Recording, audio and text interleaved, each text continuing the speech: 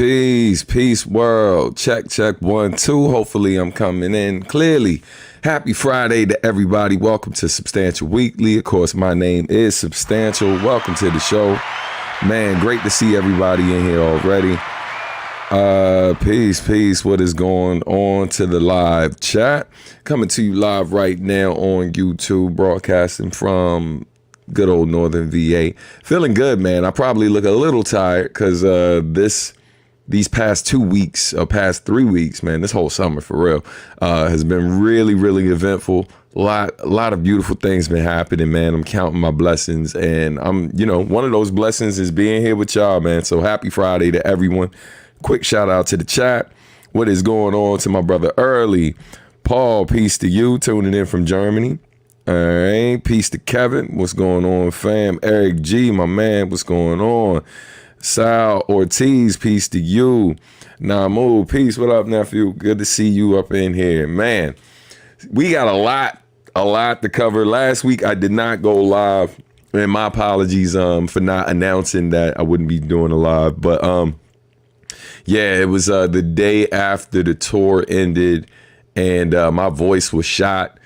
And man, I was just physically drained. I had to do a lot of driving that day too. We drove back. I drove back from Richmond, Virginia to Northern Virginia. So that's a couple hours.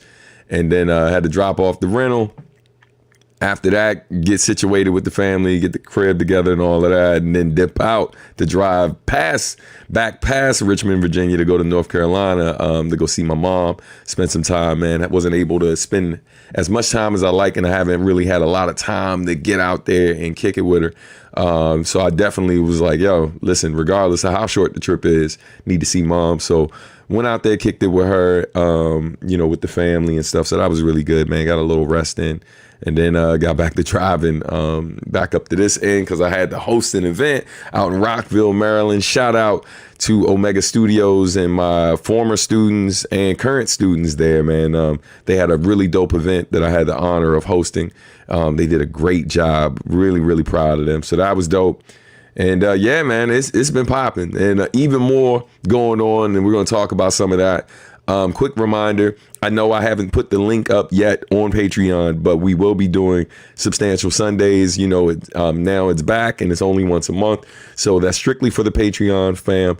So I'll be doing that this Sunday. It's probably going to be a little earlier than it was last time, simply because I have a studio session with my band.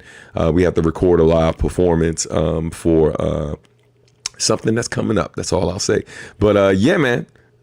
Tings are going on. It is crazy. Yeah, man. Peace to Tommy Hackett. We got C-Town in the building.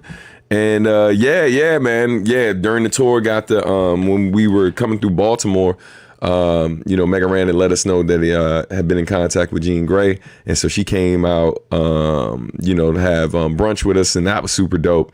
So yeah, man, it's been an eventful few days, Peace. What is going on? Luke, what's up, man? We got the Netherlands in the building. That is what's up. Malik, peace to you. When I heard your voice for Third Strike soundtrack, I was so happy. I asked you before about Street Fighter 6 when it dropped, and I knew you would be amazing for the soundtrack. Man, Scrub Manjaro, thank you so much, fam. I appreciate that. Yeah, man, we're going to jump into all of that. We're going to talk a lot about that. Yeah, man. Listen, when I tell you is so much happening behind the scenes right now. I'm definitely counting my blessings, but it's just been wild, man. Like just this morning, like something wild happened. This morning I'm on IG checking my stuff, and then Logic just started following me. You know what I mean? I think because we are both from the DMV, people just assume folks know each other like that, or at least are aware. I know that he has been a Nujabes fan for a while. And I always say, if people know Nujabes, then they know me by default, because I'm on every one of his albums, with the exception of the soundtrack from Samurai Champloo. So, but still, it was a surprise nonetheless, man. Again, counting my blessings that 20 plus years in the business, 25 years to be exact, that people still check to see what I got going on. And so, counting my blessings. That includes you wonderful folks. Street Fighter First Strike on YouTube goes so hard, man. Thank you. I appreciate that.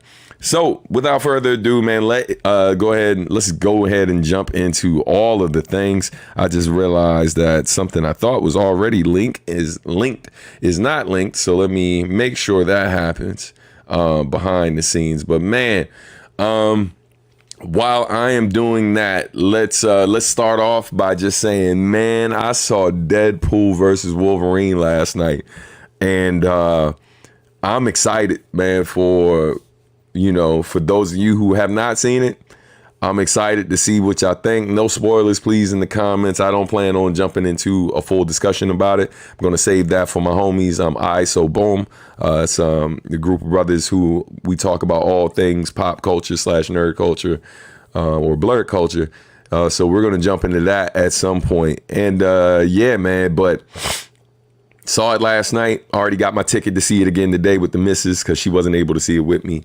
And yeah, it is fire. It is fire. Cameos went crazy, and you can stop there. Don't say nothing else. No spoilers in the comments, please and thank you. I don't want to block you because I got love for y'all, but we don't want to ruin it for everybody else. But yeah, all the hype that you're hearing is well deserved. It is definitely going to be the #1 rated R movie of all time. It is definitely about to have the biggest weekend of 2024. And maybe like one of the biggest weekends we've seen in a while. But yeah, man, it goes crazy. I definitely enjoyed it. And it's a lot more heartfelt than I expected it to be. So that was a really, really dope surprise. Do I still have them in here? So check it. Let's see. Let me go through these comments real quick. Is there anything I should watch before Deadpool? I think definitely going back, and if you haven't seen some of the Fox films and stuff, X-Men films and all of that, highly recommend checking those out. It's a bit of a love letter to those early films and stuff. So yeah, so it couldn't hurt. And when I say the Fox films, just like any of the Marvel Fox films, I think you should check out because it will give, it won't, to not know, to not see those, it won't kill it for you. But for those of us who have seen it, it makes you love it that much more. You know what I mean? The movie's very self-aware and stuff of where we are in terms of comic book films, in particular Marvel films. That's the most I'll say about that. And yeah, man, it's listen. I'm not here. I don't debate with people about a movie being good or not. Like, all that matters to me is that I enjoyed it. I enjoyed it so much that I'm literally about to go back and see it in a couple of hours. Right. And literally was in talks with my daughter about like her. She was talking about going out with her boyfriend to see it. And so I was about to go take them again top of the week. But he's going to be going on vacation with his family. Otherwise, I'd be seeing it 3 times in the opening week. So that's where I'm at with it. So I don't really care if anyone else likes it because I love it. So, you know what I mean? Shout out to Early. Me and Early usually disagree on the comic book flicks. He's not huge on the comic book movies. But yeah, man, it's definitely going to be one of the top movies this year. It's a crowd pleaser. It's pleasing to those folks who are Deadpool fans. It's pleasing to those folks who are Marvel fans, both comic book and MCU. Those of you who are fans of the Fox films and stuff like that, hit or miss, you know what I mean? Because we know not all of them were great, but that's the case with most franchises and most cinematic universes we've been seeing. So, but yeah, go check it out. Let me know what y'all think. I will be doing a spoiler discussion with my homies probably in a couple days. I'll keep y'all posted on that. But yeah, I'm gonna stop talking about Deadpool because yeah.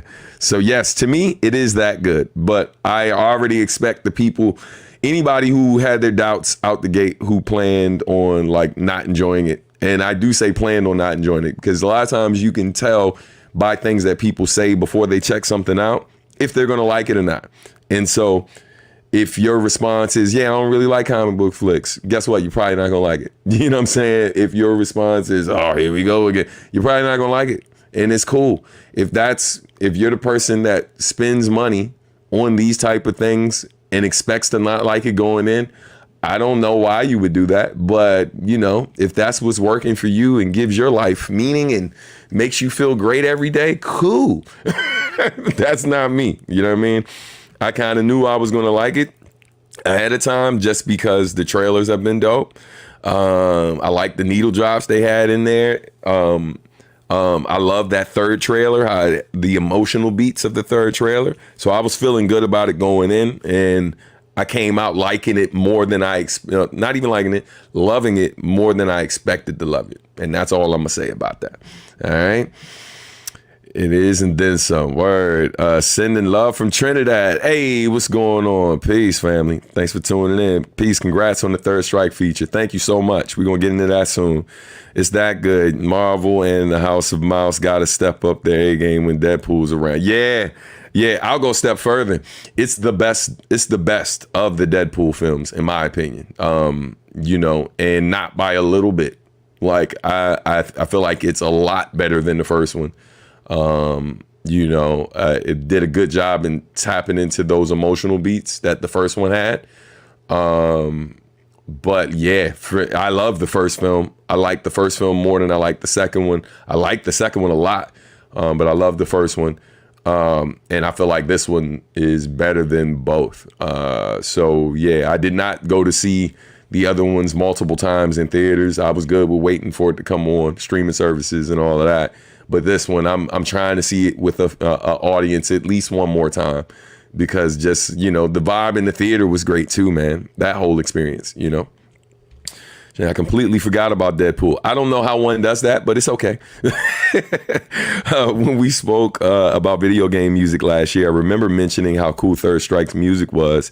And then here we are, you're rapping for it. So sick. Man, listen, hey, I am a firm believer that, you know, we got to be mindful of energy we put into the world, put into the universe and all of that, right? Because when we do that, you know, it is bound to, like, we're speaking things into existence. So by you saying that and bringing that up, I feel like, man, you sent this on this path. And then shout out to my homie Zed Tabani, who gave me the opportunity and has been supervising the music for these EVO projects, EVO projects the last few years, or EVO, however you want to say it. Yeah, man.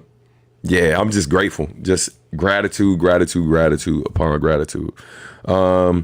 Gonna take my dad to the movie then. I know he would love some Wolverine action. Oh my God, family. It delivers.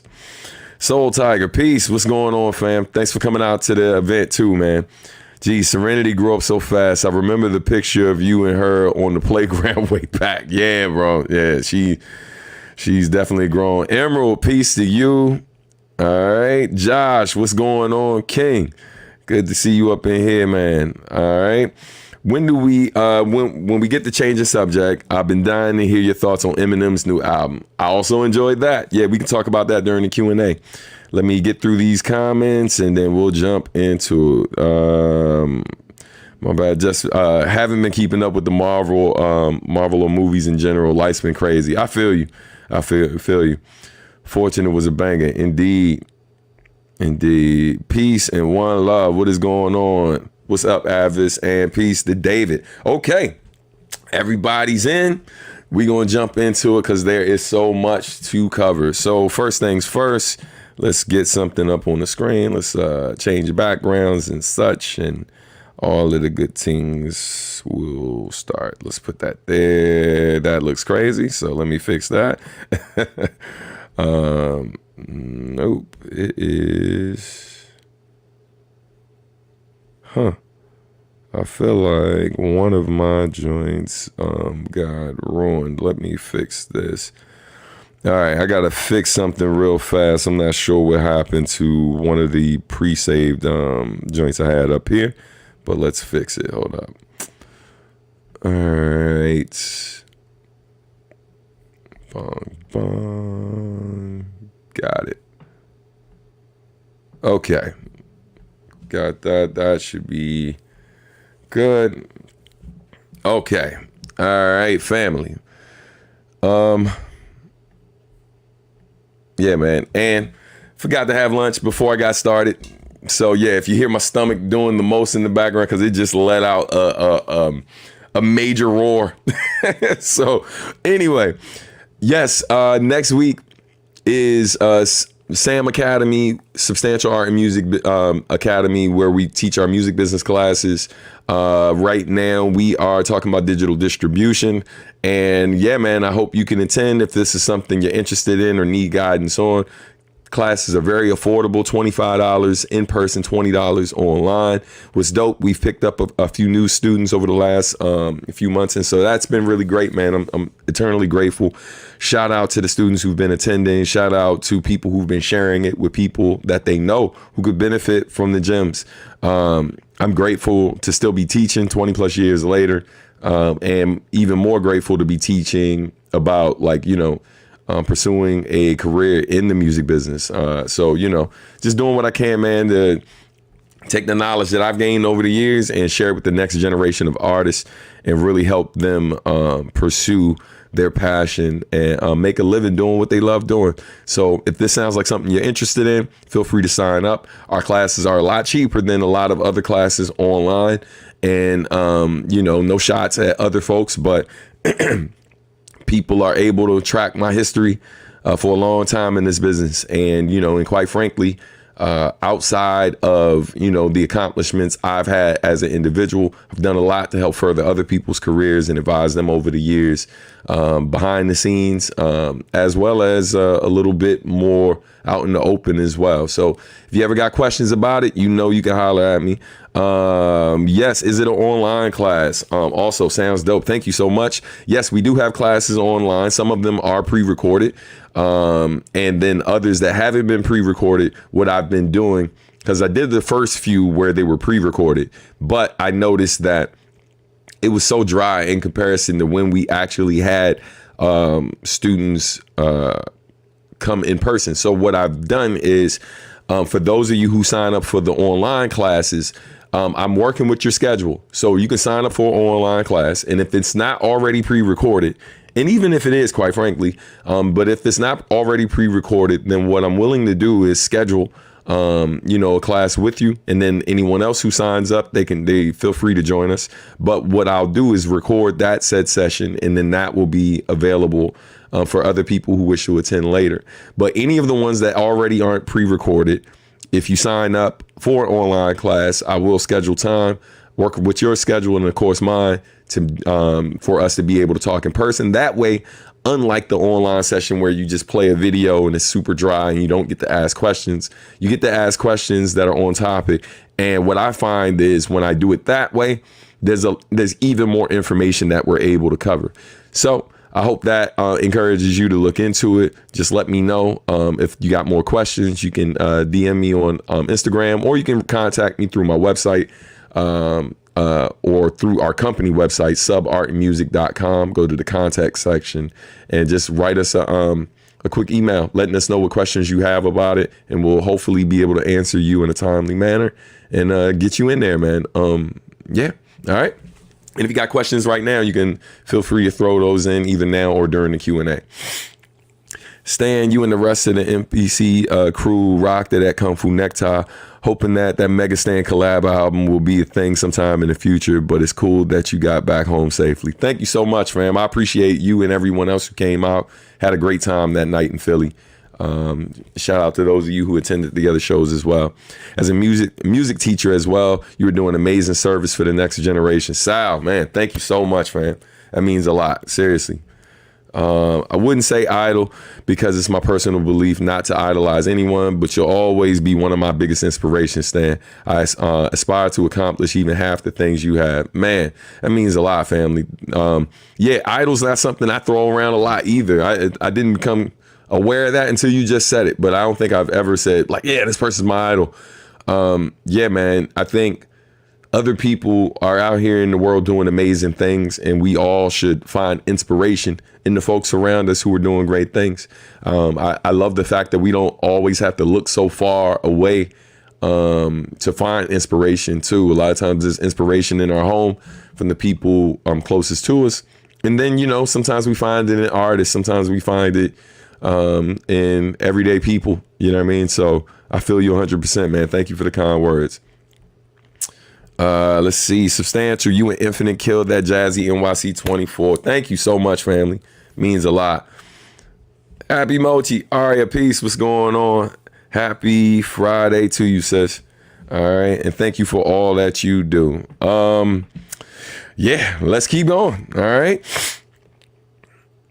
Yeah, super facts. Okay, so let's talk about it real quick. So for those who don't know, man, Adultish has officially turned 1 year old, or will turn 1 year old on that is gonna be on, come on, Stan. It will be 1 year old by Sunday, man. So this Sunday, I'm actually going to go live in Patreon for Substantial Sundays, and I'm going to talk a lot about the album. Going to play some more of the remixes for the upcoming Adultish 2.0, which is still in the works. It's a lot happening behind the scenes. I'm actually producing a whole album for Rocio, Ana Caona, Rocio Milagro. I'm working on her album right now. So when I'm able to finish that up, I'll get back to closing out Adultish 2.0. I just got to honor the commitment. You know what I mean? Like, sis reached out to me a while ago, and yeah, man, we're closing in on our deadline. So I got to close that out strong. And then, yeah, but Adultish is still, still out here thriving, man. People are still showing it love. I actually got to perform one of the songs. I performed Salt and Pepper on TV yesterday on the CW network in the DC area. So it's just dope that people are still discovering this record a year after. And I love the fact that, to me, it doesn't feel old. You know what I mean? Like, like the subject matter, I feel like it's something that's always going to be relevant. So when I listen to it, it's like I'm still like enjoying it and not being overly critical of the work, which is a hard thing for artists to do. And so, yeah, man, shout out to those of you still keeping it in rotation. Curious to know what y'all favorites are at this point, a year after its release. Nice Afro says, been busy with life, so haven't been able to come here as much, but still cool to see things are moving. Thank you so much, family. We appreciate you, man, for making time. Been in rotation for a whole year. It's crazy to me, man. Thank you, man. Appreciate you, Josh. I mean, it's stuck at 80% responses for 4 weeks. Yes. Oh my God. And fun fact, there's still people who have not completed. Like I still have packages at at my office that have not gone out from the Kickstarter campaign. So I'm sure there's some people who got some words maybe that they're keeping to themselves, and I appreciate that, about like not getting their stuff. But it's largely because whatever email they have on file, they clearly are not checking it. You know what I mean? Either that or my stuff is going directly to their spam. But I've tried messaging folks on Kickstarter. I wrote emails directly to folks based on the information provided and haven't heard anything. And because I don't have their mailing addresses because they didn't complete the surveys, I haven't been able to send them the stuff. But I still got copies for them whenever they're ready. But yeah, it's been real. Still feels like Adultish was released a month ago. That's a beautiful thing. I'm glad you still feel that way. So glad you took the leap into production and been producing great projects with others. Mad respect, man. Thank you so much, family. Means a lot. Still probably your most underrated album. I guess you're still hip hop's best kept secret. Hey, listen, I think the good thing, the positive side of being like the best kept secret, I guess, and being underrated and sometimes undervalued is people are always like, when they finally do come around, the response is usually, oh man, I ain't know. Oh man, this is way doper than I expected. And I'm like, which is a bit of a backhanded compliment, but you know what I mean? Gratitude. I'm practicing gratitude, and I'm just grateful for love. You know what I mean? Because they could have been like, yeah, this is as weak as I thought it was. That's why I've been sleeping. That's what they could have said, but that ain't what they say usually, There's something I posted in my stories the other day about, I think it was something that Curtis King had posted, and I love the quote, but he basically, I can't remember exactly how it went, but it was something about, it's kind of something that rings true to the whole under promise and over deliver thing, I never be out here talking to y'all like what I'm about to do is about to be the biggest thing of the year or it's going to be album of the year. I don't really waste time comparing myself to other folks in the biz because fact of the matter is I don't have management outside of my team, which is me and my wife. You know, like I manage myself along with her managing aspects of my career. I don't have a booking agent anymore. I don't have a publicist. I don't have, even with y'all crowdfunding the project, fans helped me raise about like close to 20 grand to push this project. And I still ended up spending almost the same amount on top of what y'all spent to get it the burn that it got. You see what I'm saying? So like, I need y'all to understand that like these records that you see everywhere that are getting a lot of pub and it seems like, everyone's checking for them. The amount of money it costs to work records, it's not cheap. And I've made a decision. I made a decision years ago that for me to make this more profitable for me, I had to be mindful of the type of investments I was making in my career. And I found that there were other ways to invest in my career that basically made this more sustainable for me. But spending $1,500 to $2,000 a month just on PR and still have to spend money on video promotion, still have to spend money on social media promotion. I mean, you could easily put yourself like low end $2,000, high end $5,000 in the hole every month working a record and promoting your career. And quite frankly, I'm not. I probably, with everything that I invest right now is probably closer to somewhere around 1,000, or like maybe less. But in terms of what I'm able to make, it's significantly higher than that. And so, but even that is a lot of money and most people aren't able to invest in their own careers like that. So yeah, man, just smart business practices and stuff because ROI is super important. And there was a company I worked with that asked me straight up when I paid them to be to handle PR or be my publicist, and they asked me what my expectations was for the single that I had them working. Keep in mind they were only working the single, and I told them flat out, I was like, well, my expectations is that from a streaming standpoint, this song should do 1.25 million streams. That was my expectation. And they were like, that is a very specific number. Why do you say that? I was like, because it cost me $5,000 for y'all to work the record for 6 to 8 weeks. And so in order for me to make $5,000, the song needs to get that many streams. And so if it gets that many streams, then this investment was worth it. But these whole possible things, the whole, things that quite frankly, don't always lead to actual sales. It might lead to more likes, a little more engagement, and then basically months of work of me convincing folks that I'm worth spending money on. So I don't have that type of capital or time to pursue it the traditional route. So I say all that to say shout out to those of you who rock with me and don't really lose sleep too much over how I compare to other people's numbers online. Y'all rock with me because the music speaks to y'all, or you like what I represent, and what I represent as a man, not just a musician. And so, yeah, man, I appreciate it because I ain't here to tap dance for nobody. I ain't here to jump through like a ridiculous amount of hoops or whatever just to still be considered slept on or underrated or end up being bitter. I'm enjoying my life. I'm enjoying, the path that my career has led me down. And I'm grateful for people like y'all, man. So peace to all of y'all. So I'm glad that rant is now over. We can get back to other things. Shy, peace to you. Welcome, welcome. I'm happy about the names, man, that a few new names we're seeing up in here. Time to start cold calling. The remainder is, I was still hoping Stan would make the parody song "Take the Surf." Man, if I had the time, I would. Shout out to Curtis King, that's the homie. Hey man, if you ever meet him, let him know I'm a fan of what he's doing. I think he puts a lot of great information out here for indie artists and stuff. And I've shared different things he spoke about along with other people who I respect online. I've shared their content with my students and stuff. So I appreciate that brother fighting the good fight, man. You know. Top 4 in no particular order from Adultish: 1580, No Per Diem, Reed Richards, and Lost Touch. Wow, man, that's a tough list right there. That's a tough list. Thank you.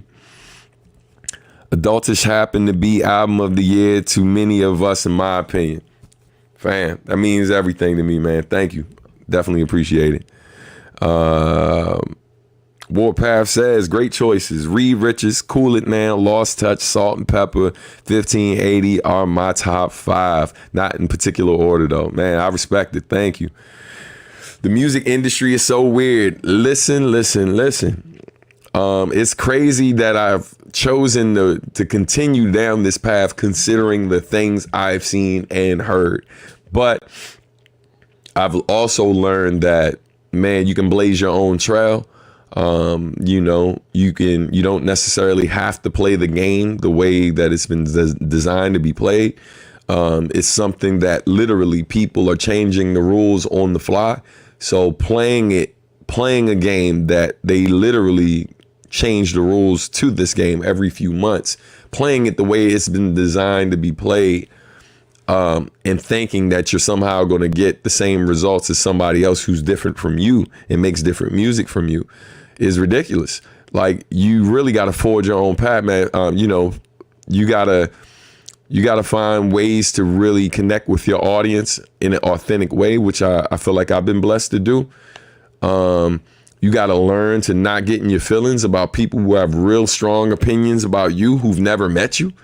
And quite frankly, in a lot of cases, don't listen to your music. Like, they see one clip of you and they think they know who you are and make whole assessments of what your success is going to be, or how real you are, or how fake you are, just because they can't relate to the brief thing that you said. You got to learn to have tough skin and just really learn how to navigate this in a way that is going to allow you to be your most authentic and best self, and also be able to make a career, a living that's sustainable doing this. And so I figured that out for myself. I'm still figuring it out in other ways. And yeah, man, just count my blessings. All right. When it comes to Stan, I don't sleep on. I'm more of an insomniac. Oh man, y'all are hilarious, man. Thank you, fam. I'll definitely have to go listen to NYC 24 through though later. But I have to listen to Adultish again when I go leave out later today, man. I appreciate you, fam. I got you, sub. I see him at shows in Ontario and used to be on Patreon calls with him. That's what's up. Be a DIYer for real. Yeah, straight up. Always have been. Salt and Pepper and You Grown are still my favorites from Adultish. Can't believe the album's already turned a year old now. Yeah. Stan, you talked about Pete Rock and Common, Eminem albums, but we really want to know, what do you think about Ice Spice new album? It just dropped today. Ooh, been dying to talk. No, I haven't. Have not heard Ice Spice's new album. Excuse me. Sorry about that. Have not heard her album. You know, I've heard her stuff before, and I learned when I heard her stuff that she's not making this stuff with a person like me in mind. And that's cool. I'm sure somebody love it. It is not my cup of tea. So, you know what I mean? Continue blessings, success to her. I hope the album does well for her, because I'm sure that's how she takes care of herself and provides for others. So I don't have an opinion on it either way. I just know from the clips I've seen of her and the type of music she makes that it's definitely not what I listen to. And but yeah, man, you know what I mean? Salute to anybody out here still doing their thing and being able to be successful at it. You know what I mean? Agreed. I tell my students all the time that the music industry isn't all one-dimensional. There are dozens of paths, and as long as you have the tough skin, yeah, that's real. You've Grown and No Per Diem are interchangeable in my top 5. Wow, that's what's up. I respect it. Man, stop playing. Stop laughing at that one. I'm sorry, but It's cool. You know, good taste there, Soul Tiger. Yo, all right, let's keep it moving. Ice Spice, the pillar of the rap community. See, look, I'm going to keep it moving because, you know, man, we all about positivity. You know what I'm saying? And not trashing others. You know what I'm saying? I'm going to keep it pushing. But quick reminder, Adultish is out now. You can stream it on all platforms. Yeah, that's the link right there on the screen.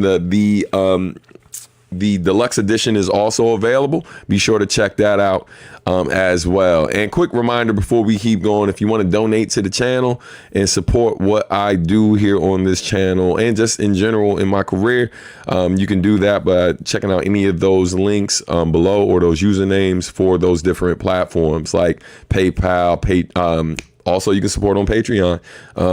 Then also on Cash App, Venmo, et cetera, et cetera. Or you can do so by supporting via the super chats. Okay, let's get to a few more comments and then keep it pushing. Her album is 23 minutes long. She was recently asked to freestyle and proceeded to twerk. I mean, you know, listen, dancers freestyle too. You know what I'm saying? So, I mean, she wasn't wrong, and I'm sure someone enjoyed it. Someone enjoyed it.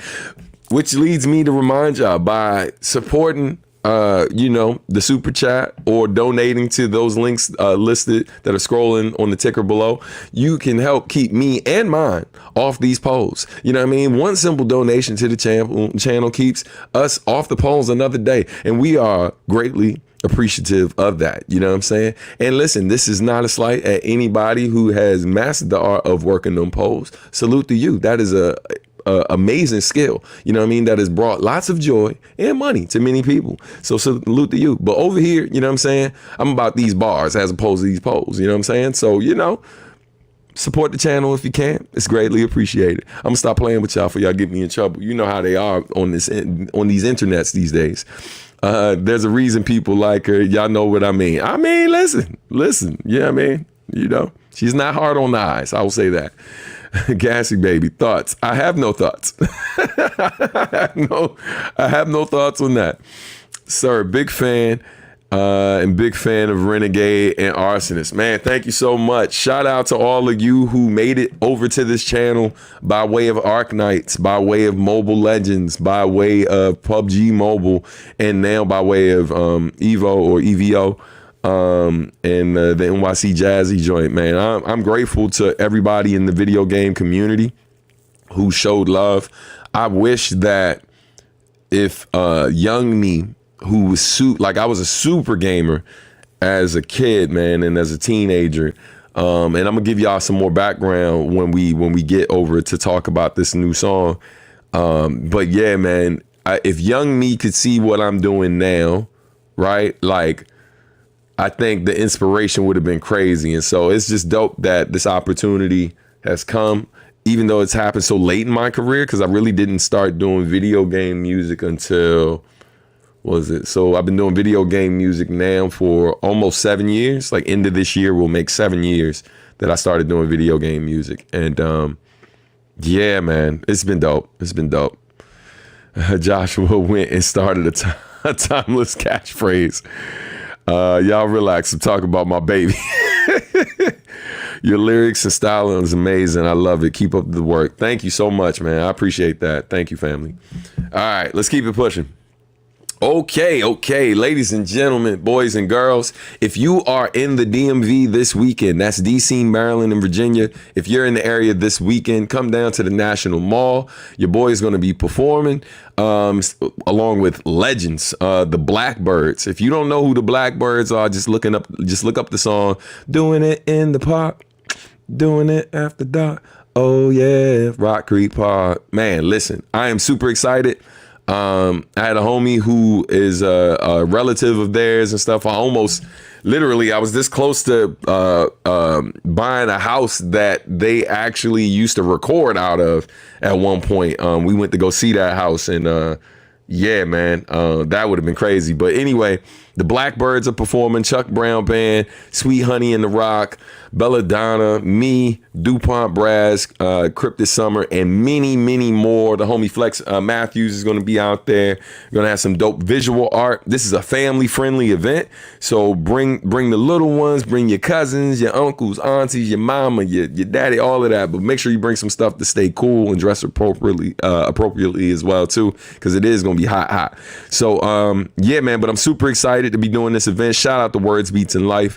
That's the family right there, man. My man Mozzie, that's bro. And yeah, man, super excited to be doing this. Now, in the spirit of this event, to get y'all motivated to check it out, let me show you something cool that I did yesterday, which was just crazy. And I am super grateful to be able to do this. So I'm gonna bring something up on the screen. Let's switch for a second and show you what your boy did yesterday morning. Yesterday was an eventful day.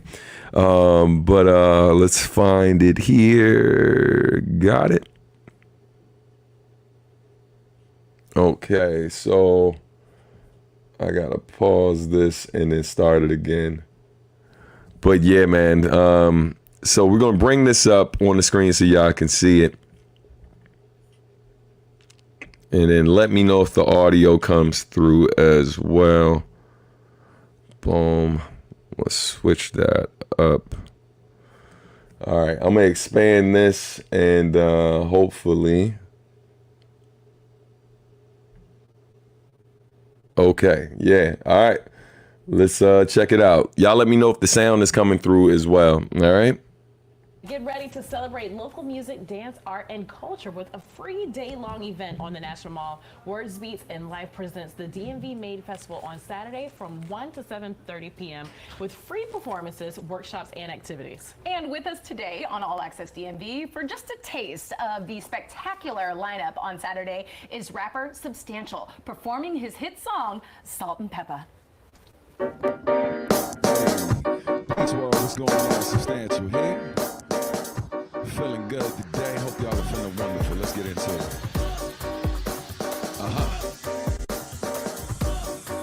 Salt and pepper bed. Salt. Yeah. Living legend ain't gotta die. Bragging flexing ain't gotta die. Truth is free, I ain't gotta lie. Come get this wisdom, I gotta lie. Salt and pepper, old boy, you season. Fresh for nothing, don't need a reason. She season too, my old bae.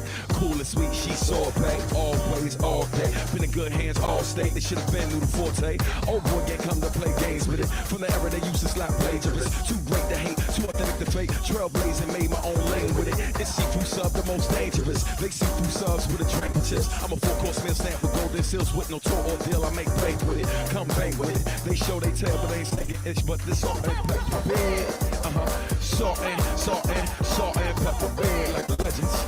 Salt, that's salt and pepper bed. Sing along like salt and that's salt and pepper bed. That's salt. Break it down, say, oh, look at all that wisdom, hey. Look at all that wisdom, hey. Look at all that wisdom. Oh, you like that? Come get some, hey. Look at all that wisdom. Look at all that wisdom, say. Look at all that wisdom. Oh, you like that? Salt and pepper bed. Salt, yeah. No fear, did it my way. Flip my beard like pie May. Went from no one with my name. The sold out shows in Taipei. From up and coming, the classic status. 8 precise with this apparatus. Gang ready, base stating they talking practice. Carry that weight like Spike and Atlas. Came up with assassins on mics. Had soft device on blackout the salt and pepper bed. That's salt and that's salt and pepper bed. Yeah. Salt, that's salt and pepper bed. Look at all that wisdom. Look at all that wisdom, hey. Look at all that wisdom. Oh, you like that salt and pepper bed? Appreciate y'all. Yeah! Woo! So, Tammy, come on over. We gotta talk to you. First and foremost, I'm upset because I just went and colored all my salt and pepper yesterday. I was like, I should have kept it for today.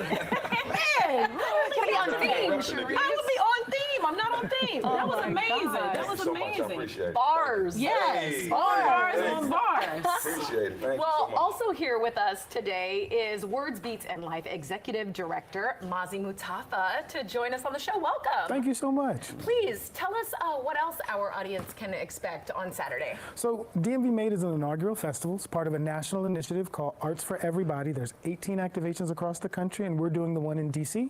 And we decided we wanted to celebrate people that come from the DMV. So Substantial's from Maryland.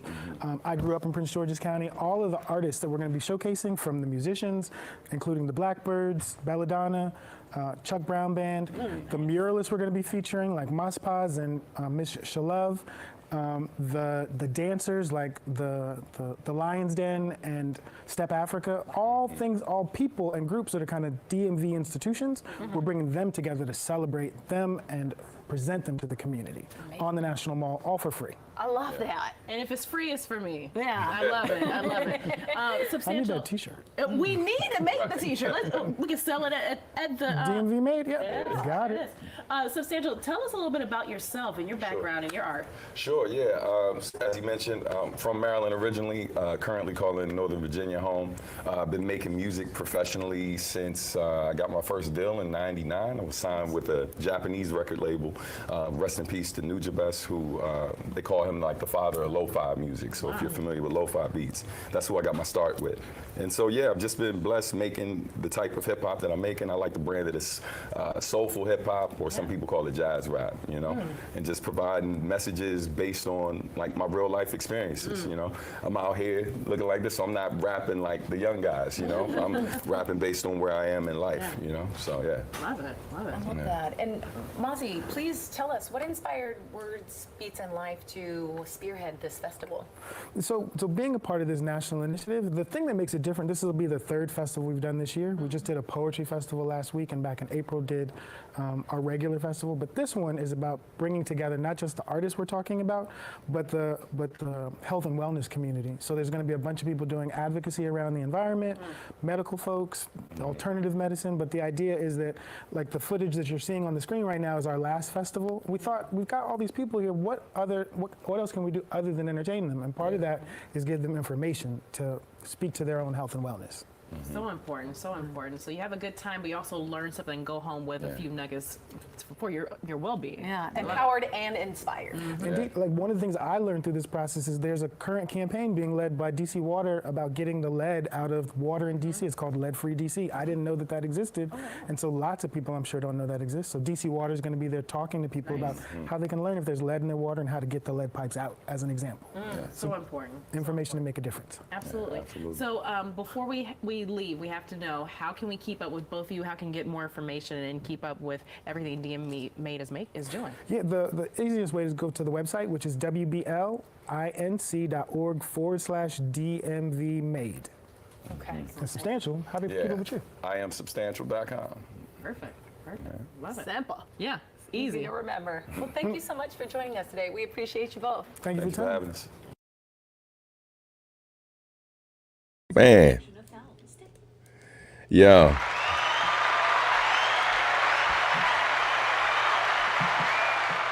Listen, man. Yeah, man, that super dope experience. Shout out to Words, Beats, and Life for, you know, just constantly advocating for artists in the area, and, you know, providing opportunities, not just for me, but for many other artists, man. And yeah, if you want to check that out further, let me give y'all a link so you can go. Because I know you were asking for a link. Are you talking about a link for the video, or you are looking for a link for the event in the DMV?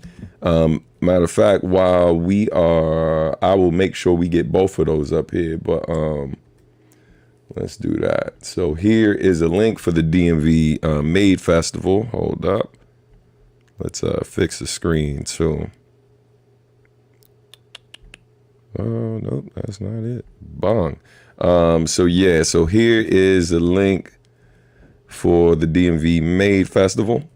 And for those of you planning on attending, if you have not registered, go ahead and register, man. One, the benefit to registering, even though it's a free event, And they're not going to stop you, obviously, because it's outside, it's at the mall and stuff if you haven't registered. But what it does do is it allows you to, for Words, Beats, and Life to keep in contact with you in terms of other things they're doing. And they do a lot of amazing events, most of which are free in the DMV. So definitely you want to be in the know for that. So the link is in the chat right now. But then also the other advantage is, man, like, part of how, Words, Beats, and Life gets their funding is by not just throwing these events, but being able to show the data in terms of how many people came out to support, how many people registered ahead of time, et cetera, et cetera. All of these little things, it seems insignificant or even feels like an inconvenience for you. But the fact of the matter is, if you are a person who constantly complains and says things like, I wish there were more things like this, I wish there were more people in the community providing opportunities to young people, I wish there was some after school program for my child, but then something like this comes up and you don't attend, or you don't bother to register, or you don't donate to the work that they're doing, you don't volunteer your time to support, you don't do anything other than talk about it, then you're going to see less and less of these type of things. Because the fact of the matter is, although they're giving grants, how they keep getting those grants and how they get more grants is by being able to provide data. So it's important for you to do something as simple as register with this event, although it's a free event, just so they have that information and they're able to show their supporters, the people who are funding these type of programs, including their sponsors, that, hey, look, real people are showing up to attend these things as opposed to just showing them pictures. And so, yeah, man, definitely keep supporting everything that Words, Beats, and Life is doing, not just the things that I'm attending or performing at, or, get on that mailing list, make sure you register for this event. Man, keep supporting what they're doing. They're doing great things, and they're not just doing it in the DMV. They're doing most of their work in the DMV, but I've been lucky enough to participate and work abroad with them. That's how I went to Uganda. That's how I went to Nepal as well. And yeah, man, I'm looking to do more work with them in the future. And hopefully there will be some big announcements about other things that I'll be doing with them in upcoming months. But we'll speak on that at another time. But shout out to Words, Beats, and Life. Shout out to my brother Mazi Mutafa. Really proud to be a part of the organization. I'm going to get on this TV, mama. Yeah, man. Got a peace out. Yeah, yep. I'll see you there early. Have a great day, brother. All right. Shout out to Early Bird. Yeah, man, we got more. We got more to cover. Let's see what we got next. Okay. Quick reminder, not this weekend, but the following weekend, I'll be at Otakon. I will be at Otakon then, and then at the end of August, I will be at Conjutsu performing. Otakon, I will be there with my company, Substantial Art and Music, myself and my business partner / wife, Rashad Etienne Robinson. We will be holding sketch pads all weekend long, every day of the convention in Artist Alley. Toward the back of Artist Alley, there will be a section dedicated to sketch pads. This is officially Super Sketch Pads, as we like to brand it.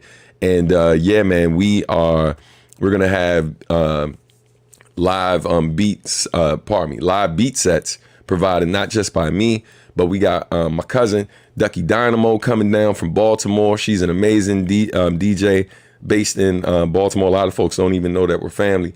But also we got Kokai coming through, Grammy nominated legend. That's Big Bro. He's coming to do a beat set. The homie AJ Rios is doing a beat set. Lizzie Blue's going to be coming through to do a beat set. My man Edgar Diaz coming through to do a beat set as well. And then we have lots of artists who are going to be featured, visual artists drawing live as well. So you definitely don't want to miss it. We're giving out art supplies for free, and we're looking for volunteers, volunteer cosplayers. So if you're a cosplayer and you're at Otakon next weekend, definitely swing by Sketchpads.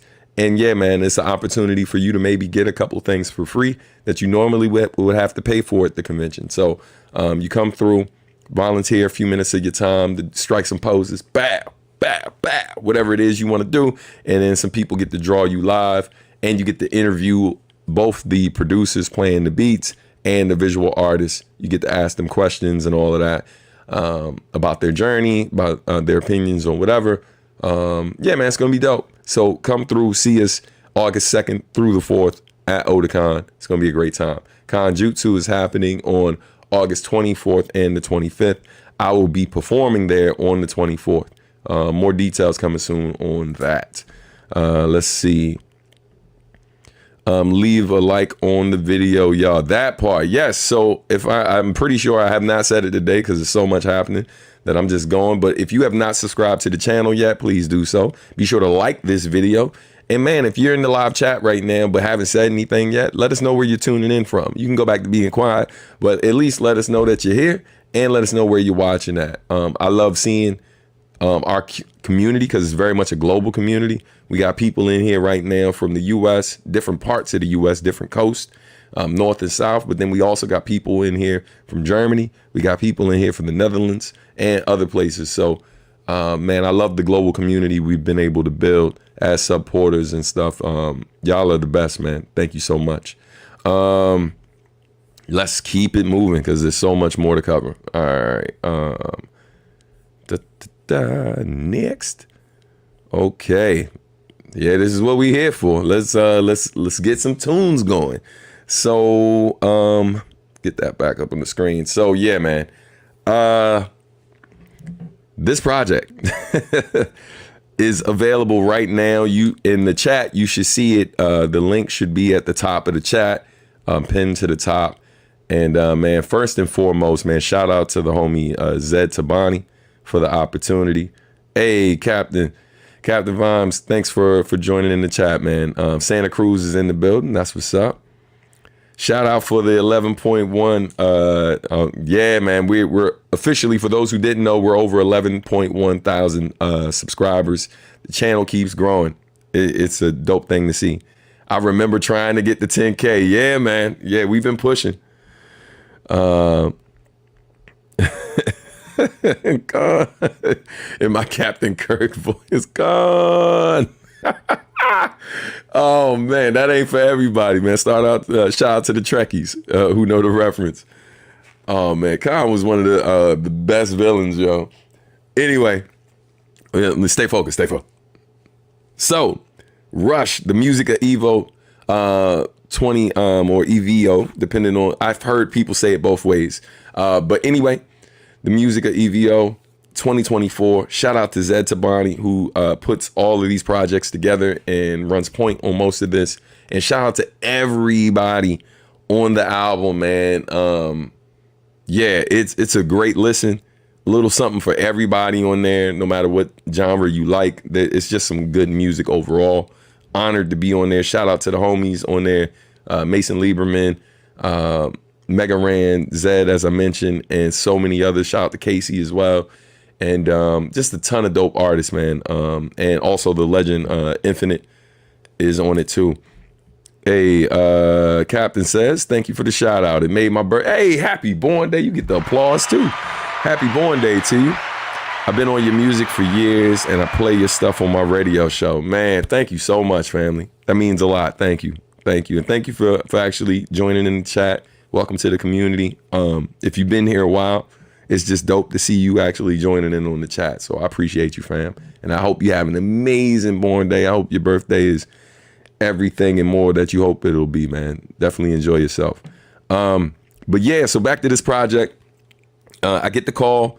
I think right after I got back from Nepal, probably a few weeks after that, my homie hit me up. Zed hit me up, told me what he was working on. And I was excited instantly to be a part of it. Wasn't able to attend in person this year, hoping to be able to attend next year. Already making plans and trying to move things around to make sure it's possible for me to be there in person, regardless if I'm on the soundtrack or not. Just want to be able to see it firsthand because it's like, it's the biggest fighting game convention in the world. So it's got to be amazing to be there. I know, was it Marcus D is gone in the past, so definitely a bucket list thing. You guys need to perform there next year. Funny enough, I saw Shing walking around the Bellagio. Word, that's what's up. Yeah, he was out there kicking it with Oma, the band he's going on tour with, And so hopefully I have some announcements about that for y'all soon. Some stuff happening behind the scenes. you'll get more details later. Glad that I can make you laugh. Man, y'all always do, man. Appreciate you, bro. All right, so let's do this. I'm going to play the song. Then I'm going to play a behind-the-scenes video. I'm going to play the song, give you some context to my relationship with Street Fighter 3 Third Strike. And then I'm going to play the behind-the-scenes video. Then we will do Anatomy of a Verse. First time we've done it in a while. So yeah, we got a lot more to do on this episode of Substantial Weekly. Y'all hang in there. Let's get this track queued up. Make sure volume is good. And y'all make sure y'all let me know if it's coming through okay. All right, here we go. So here is the official track. The track is called NYC Jazzy 24. It's a remix of the original track, NYC Jazzy 99. This game is officially 25 years old, which is crazy. But let's play the track, and then I'm gonna give you some background, okay?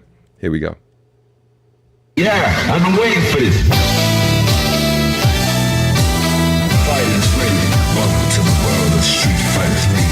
Engage. Prepare for battle. Yeah, ready. Welcome to EVO, I'll be your CEO. Where players are happy to see you go. Let me see what you really got. You really about that life where you just all block. You really gonna do something, forget the small talk. I'll drop a rose by your feet and make your heart stop. It's time to show them your level like you the world boss. Either you in the top 6 or got crossed. If you want first place, you better lock in. If they be out here screaming, let's go Justin. And you can talk tough if you want to. They out here spinning the block just like a corkscrew. And there's only gonna be one champ for each year. You wanna be him, just pick a top tier. You on top of feeling glorious, badge of honor, salute, you victorious. Yo, make the first move, so what's it gonna be? We trapped in a new world of Street Fighter 3. The third chapter, so what's it gonna be? We trapped in a new world of Street Fighter 3. Make the first move, so what's it gonna be? We trapped in a new world of Street Fighter 3. The third chapter, so what's it gonna be? We trapped in a new world of Street Fighter 3. Been around the world giving combos out. Couple being served when I go all out. No doubt and about, only one can emerge. Smash, go to trash, me lose, that's absurd. Certified fighter in the streets, I'm a beast. Best believe Alex said you were weak. Now the beats in your head, fist in your face, living there rent free. Arcade on fire when I parry like Rich Reed. They're like how you move so swiftly. Hit him with a die pan, loop to my fist bleed. You thinking you compete in the course till I hit you with a horrible beat and then applause ring out from the fans and the NPCs. You blocks down, you ain't seen hands like these. No piano chops and loops, the NPCs. Unblockable, I stop them with ease, let it breathe. Hey, man, I don't need a pen to go to work and do damage like I keep it gen. Challenge me, you need prayers and you need a friend to lay down with you like Effie when I win. Yo, make the first move, so what's it gonna be? You trapped in a new world of Street Fighter 3. The third chapter, so what's it gonna be? You trapped in a new world of Street Fighter 3. Make the first move, so what's it gonna be? You trapped in a new world of Street Fighter 3. The third chapter, so what's it gonna be? You trapped in a new world of Street Fighter 3. I got next, I got next, tell 'em. I got next, I got next, hey. I got next, I got next, tell 'em. I got next, I got next, woo. I got next, I got next, tell 'em. I got next, I got next, hey. I got next, I got next, tell 'em. Hey, let's go.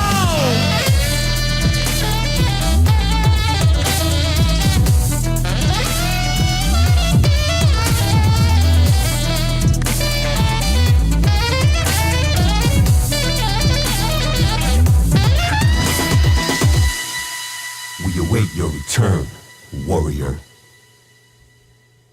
Yeah, man. Yo. Listen.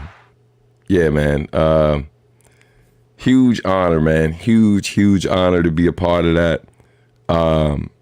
Shout out to everybody, man. Shout out to those of you, it's your first time hearing it. And shout out to those of you who heard it the day it dropped.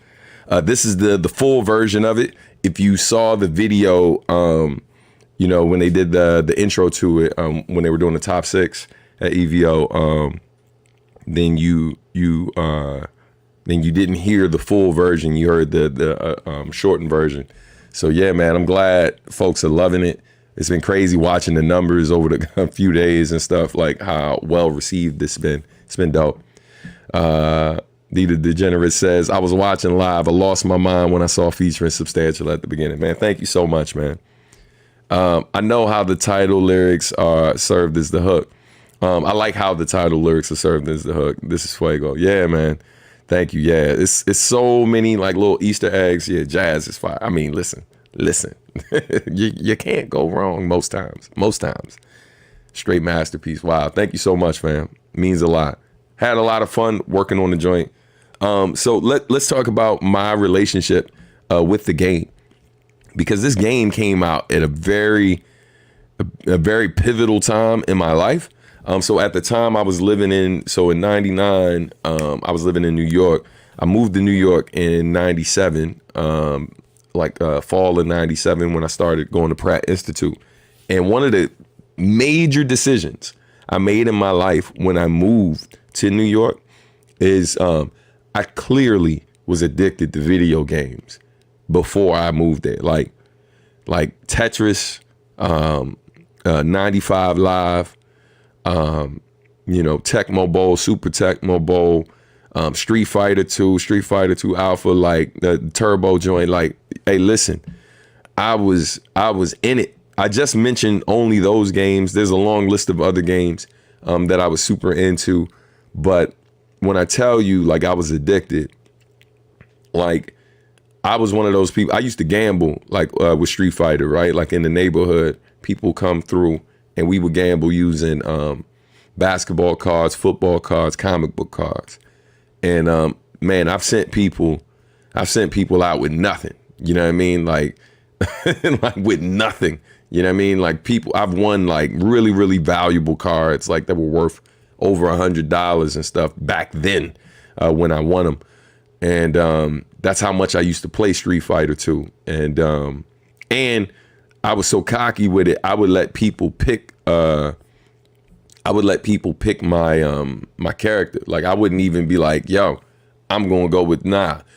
I was so confident that I was gonna give them the business that when they would come through, this is like maybe like 8th or 9th grade, something like that.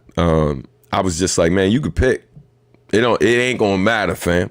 It is not gonna matter. But then because I was super cocky, and for the record, because I know when people hear these stories, they instantly challenge me.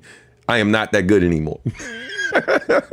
Not that good anymore. I get my ass whooped almost every time I hop on it with people who still play on a regular basis, because I only play like a few times a year now. Those particular, like the Street Fighter games. But at that particular time, fam, I was so cocky that I'd let you pick my player, and if you picked Blanca or E Honda, I'd fight you without looking. You know what I mean? So I would literally sit in a chair next to the entertainment center and be looking at you while I'm fighting you, because of certain moves that those characters had.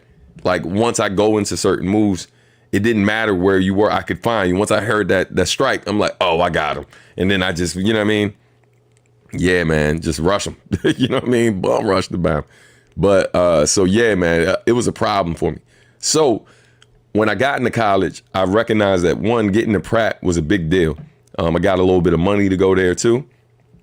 And Pratt was, at that time, one of the top schools in the country and the world, and to this day still is. Like number 3 in the country and number 7 in the world to this day. That school is. So it was a big deal me getting accepted there. And I knew, because I wasn't going to be living with my mom. I was living 4 hours away. Didn't have any family up there yet. And I knew if I brought the video games with me, I wasn't going to make it. I wasn't going to be doing my work at all. Like, I was just going to be kind of coasting through. And it didn't really matter because I had rap. So I was still pretty much distracted because of my music. But it would have been even worse if I had the games. So my point is, Street Fighter 3 Third Strike came out during the period of time where I literally put games down. I was just like, yo, I can't. So I would play like the homie had, I think, the Sega Dream Master joint. So we would play that sometimes in the room. But the moment I started liking it too much, I'd just get off, because I was like, yo, I gotta do work. I gotta go do something else. And so anyway, I think the following year, my sophomore year in college, which was ultimately the year I dropped out, because that was when I got my deal with Nujabes. Shout out to my man Julian, my man Sky, a bunch of homies from the DMV, a bunch of folks who I didn't know, who were from DC, Maryland, Northern VA, ended up going to the school, and we became tight. And so they would bring games through like the student union and stuff like that. And every now and then I'd hop in. Most of the time I'm watching, but every now and then I play with them. But mostly, I was just, I catch them playing like as I'm passing by. And so they would play Third Strike and stuff, but I never really got into it like they were. So at the time Third Strike first came out, and a lot of people forget too, because of how popular it is now, it wasn't, it didn't, it was deemed a failure, back then. So I didn't play it a lot. It wasn't until a couple years ago, shout out to IQ. I was down in Florida doing a gig, and they had it set up, and I would hear about the game, but I didn't know it like that. And so that was like the first time I really, really played it for like a long time, and really kind of got the experience and understood why it was so dope. And this had to be like 2018 or something like that. So this is a while. The game has been out like 19 years at that point before I really, really played it for more than like 10 to 15 minutes. And I was just like, man, this is dope. So then fast forward, right? I get the call. I get the call from, hold on. Let me get some of these comments real quick. Time to play some money matches when you go next year. We'll see. Would love to see that in action. Man, I wish. I was about to ask for your PlayStation using. Yeah, man. It sounds like me with Smash. Word. Sega Dream Master. Oh my God. So yeah, so Pete. So fast forward, I get the call, and my man asked me to jump on this song. NYC Jazzy 2024 or 24. And when he asked me, I told him outright, I was like, bro, crazy enough, it's probably the Street Fighter game, with the exception of the new one that just came out not too long ago. It's probably the one I've played the least, right? So I told him, I was like, yo, before I do it, I gotta not just do some research, I need to play it like a lot more before I'd feel comfortable writing the verse. So if you don't need it right away, and you'll give me some time to really get into the game and do a little bit of research on EVO, give me some time, then I'm with it. And so, happened to go over Javier Stock's house. Shout out to my bro. Went over to his crib, and while I was at his crib, I asked him, I was like, man, you got Street Fighter 3, right? You got Third Strike? He's like, yeah, of course. So he brought it up on the Nintendo Switch. And so instantly when I saw that, I was like, oh man, I'm about to buy this when I get home. So I played it. He mopped me up a bunch of times. You know what I mean? Then I played the computer and did solid or whatever. Never got any like scores higher than like a low C or like a D plus or something like that. But yeah, man, but I was just playing it, then played it with Serenity or whatever. Went back home. I was playing mostly with Dudley. Got to trash. So I go back home, cop the joint, and it was dope because it's like I love the fact that it's a blessing to be able to do what I do, because stuff like that is literally a tax write-off. I can buy the game and then write it off on my taxes because it was part of the research for writing the song. So, man, the rest of the weekend, I'm playing it. I'm watching videos on the history and stuff like that. I'm listening to the old soundtrack, discovering what role Infinite played in it. And I just was fully immersed, man, and I was locked in. And the whole time I'm playing, it's wild because I got a notepad next to me, and I play. I do a particular thing, notice something, pause, make a note, get back to it. Oh, that's crazy. Ooh, that'd make a dope line. Make a note. You know what I mean? And I just kept playing. And then I started like getting comfortable. I was like, yo, like I'm feeling kind of confident. So Serenity, my oldest daughter, her boyfriend comes over. And so, he likes fighting games as well. So we play Third Strike, and I'm giving them the business, but as he starts to get used to it, he's giving me more comp, and I take a couple L's and stuff like that. But again, man, learning experience, getting ideas, all helping my creative process. And I was just locked in. Now I feel comfortable enough after like a week or so of really just every almost all the content I'm pulling in is related to Third Strike at this point. And my downtime is spent playing the game. So now I'm like, I bet I'm about to get these bars in. So, and then it was time to write, man. And but before I play, before I break down, you know, the verse to you guys, what I'm gonna do is play this this footage that was posted on EVO's their or EVO's Twitter or their X account. And so I'm gonna play this video for y'all, and then we will jump into breaking down the verse. All right, let's get to these comments real quick. I'd be curious to try my hand at Street Fighter against you. Word. I have no experience with the game, but I'll play Ryu and Ken occasionally in Smash Ultimate. Yeah, they're definitely they're very different in Smash than they are playing with Street Fighter. But I'm down to do it. You know, if you're on the Switch, we'll figure it out so we can make that happen. You can answer this later if you want, and it can be a short, the short version. But how did you came in contact with Nujabes, which led to a trip to Japan and being signed to his label? Yeah, I'll answer that during the Q&A after I finish this breakdown, and I got you. All right. Just remind me. Don't let me forget. The first I found out about you was from one of his albums, and it gave me chills when I first heard your stuff. Thank you so much, man. Red Perry, word. Tekken 8 is fire. I got to check it out. You got to get on that if you haven't already. Word. I'll definitely look out for it. I will be honest, I'm a Nintendo guy, so I'm limited in terms of what games I can play. So it's just, you know, all we got in here is a Switch.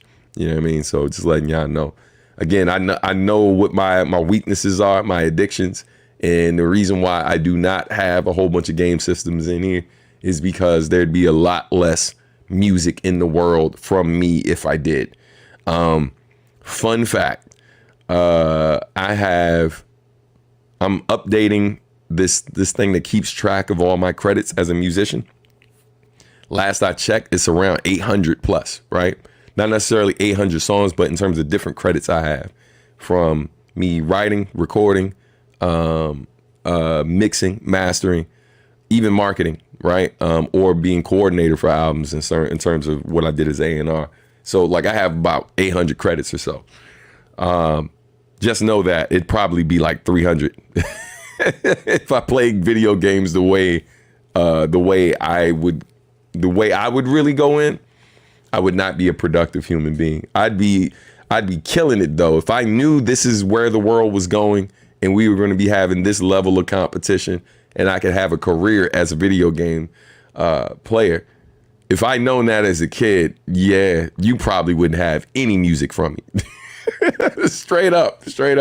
Very little art too. You know what I mean? So everything happens the way it's supposed to happen. All right. On that note, let's play this joint. All right. Let's do share screen. Okay. All right. Bring this up here. Bong. Drop me down. Cool. Okay, so let's check out this video from the homie Ted Tabani, and then after that we'll break down the lyrics. Okay, and confirm that the sound is coming through. Let me know in the chat.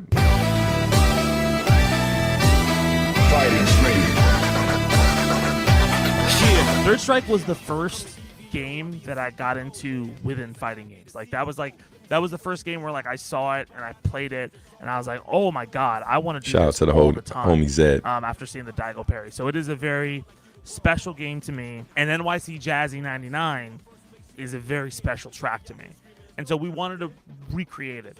We had a lot of stuff go into this thing, man. That Jazzy sax sample, we actually got a live sax player to play that. We tried to make it as close to where you hear those hits and you're like, oh my god, we're there. The other thing we got was we got Infinite, who is the original announcer for Third Strike. We also got him spitting some brand new bars, and I worked with him one-on-one to kind of tell him some stuff of what's going on in the scene and everything like that, and he came through with flying colors. We also got Substantial, who is amazing. If you've ever heard any of his stuff, he worked with Nujabes. He's an absolutely phenomenal artist, and when I ended up giving Sub the assignment, he picked up Third Strike and got super obsessed with it. Super. obsessed with it. Producer on this was Alex V, who's, he produced Run Back City. Alex has such a good ear for what's hitting and what's not. And even in the first iterations of it, it wasn't hitting like we'd want it to hit. This took a lot of work to make sure we got it right. And it was really stressful trying to get everything to sound right. Because I don't know if you've ever mixed live horns with anything, but it's really hard. I have not slept. Okay? So what's it gonna be? You trapped in a new world of Street Fighter 3. The third chapter, so what's it gonna be? You trapped in a new world of Street Fighter 3. Yeah, man. Shout out to the homie Zed. Shout out to Infinite. Shout out to Jordan Mazar and Alex V on the production, man. Yeah, just really, really proud of how this joint came out. But on that note, let's break this joint all the way down. So let's talk about this verse real quick. Let me take this off the screen. Hold on. Okay. All right, let's get a couple things set up and then we'll jump into Anatomy of a Verse. So for those of you gamer substantial instead of substantial the MC, no. Yo, listen, man. Listen, there's another universe out here where substantial is like one of the top Street Fighter players in the world. I'm trying to tell you. You know what I mean? Gamer substantial with rap battle trash talk. 100%, bro. It will be wild. I'm trying to tell you. So yeah, let's do this. Bang, bang. Okay. All right. So I'm gonna change this background real quick.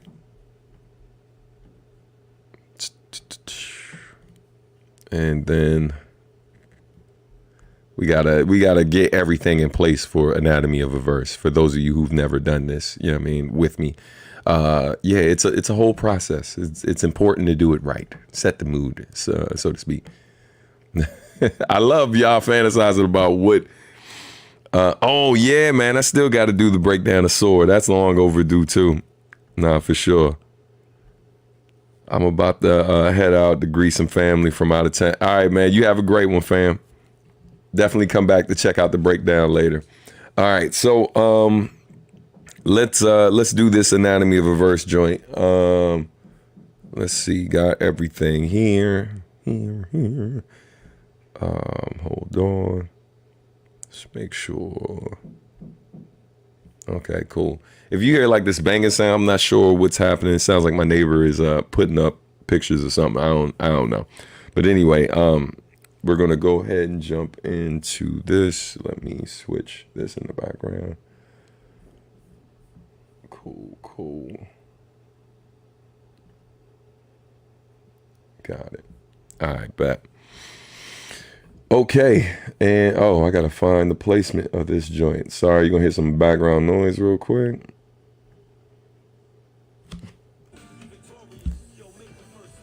All right, trying to find the place.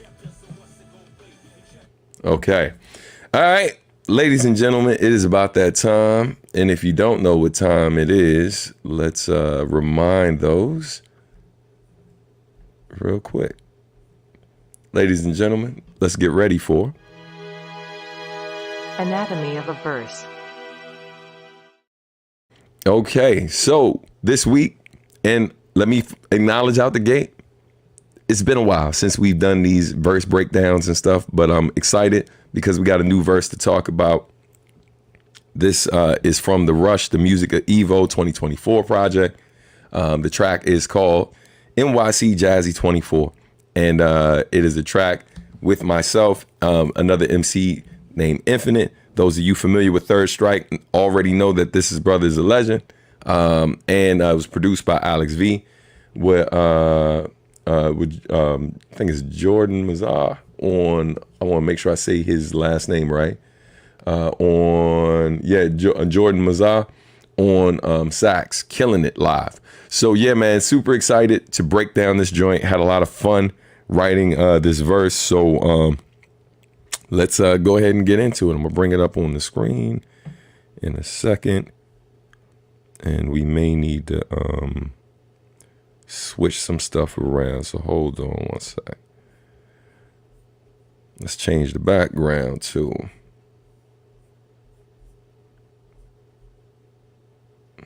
Okay. That. All right. Banner back up.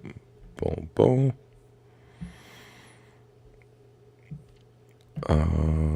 Something's missing. Hold on. Let me fix something. 1 second, y'all.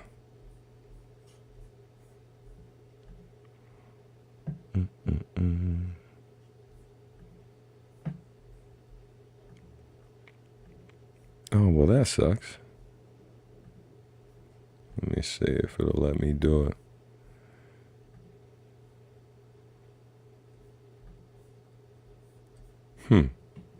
All right. Having this technical issue. I'm trying to bring something up, but we'll see if it'll work. All right. We're gonna rough it a little bit. We're gonna have it like this, just so we can get to it and not waste any time. So, all right.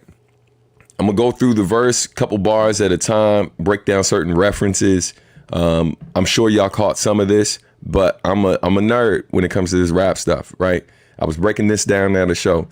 A lot of people in these nerd spaces, whether we're talking about conventions, whether it's anime conventions, video game conventions, comic conventions, a lot of times people, when they think about nerds, they don't typically think about rap music.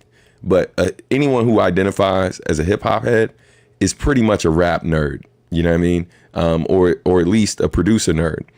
And I am a rap nerd. I count syllables. I think about like dope ways to do anywhere from double to quadruple entendres. I've literally written 22 to 23 syllable rhyme schemes in songs, and have never told y'all which song it was in because I ain't do it for you. I did it for me. You know what I mean? On my evil scientists, they don't even know. You know what I mean? That's why, I am confident in my ability as an MC. I'm not losing sleep over whether someone thinks their favorite artist is better than me or not, because I am good with who I am. But I also know that there are very few rappers in the world who ass I couldn't bust. You know what I'm saying? If I'm feeling frisky that day. So that being said, it's time to break down this verse. And I appreciate you laughing at my sick sense of humor. But let's go ahead and get into this verse. All right. We're going to play a piece of it from here, and then I will start breaking down lines. You know the audio's coming through.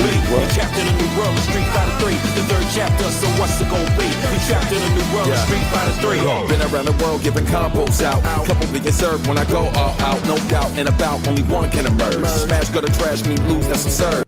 Okay. So, been around the world giving combos out. Couple million served when I go all out. No doubt and about, only one can emerge. Smash, gutter, trash, me lose, that's absurd. So, that first reference, when I say smash, gutter, trash, if you play the game, then you know about Dudley. Dudley's a popular character. He's also, when you look at him, you see how he's dressed.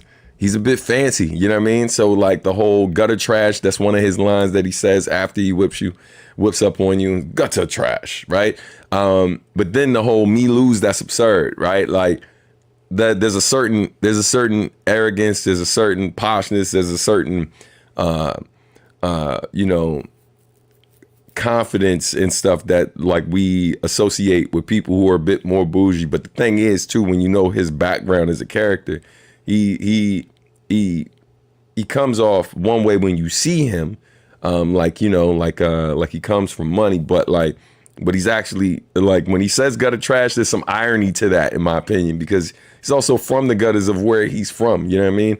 But he's like become, a bit more high class, so to speak.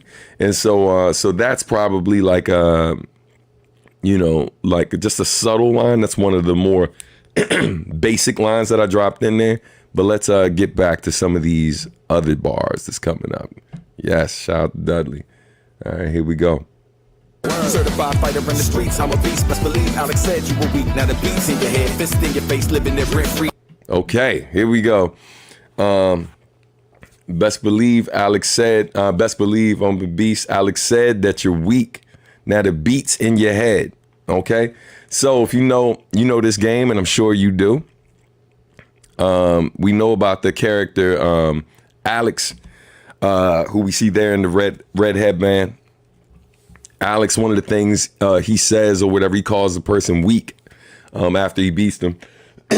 So it's a little nod to him.